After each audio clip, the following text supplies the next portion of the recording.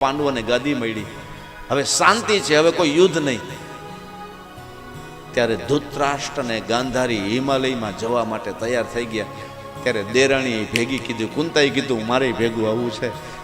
દીકરો ગોઠણિયા વાળી માના પગમાં માથા પછાડે, માં તે જિંદગી આખી દુઃખ ભોગવ્યું છે, હવે સુખનો વારો આવ્યો તો તું જંગલમાં જાય છે? તો કે મારા જેઠને જેઠાણીની સેવા કરવા માટે. સમજાય છે?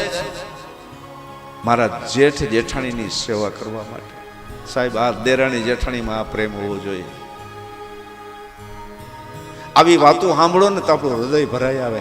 દેરાણી પ્રત્યે માન થાય, જેઠાણી પ્રત્યે માન થાય. દેરાણીની વાત ન કરાય, જેઠાણીની વાત ન કરાય, એની કિંમત વધારાય, સમાજમાં એના વખાણ કરી એને બેન બનાય. આ કથા એ કહે છે. દેરાણીનું દુઃખી મારું દુઃખ, જેઠાણીનું દુઃખી મારું દુઃખ. ઘરની આબરૂ જવા ન દેવાય, ઘરની આબરૂને મુઠ્ઠીમાં બાંધી રખાય. આ પ્રેમ છે. નહીતર છેલ્લા છોકરા મારી નાખ્યા છે, છતાંય આ પ્રેમ છે.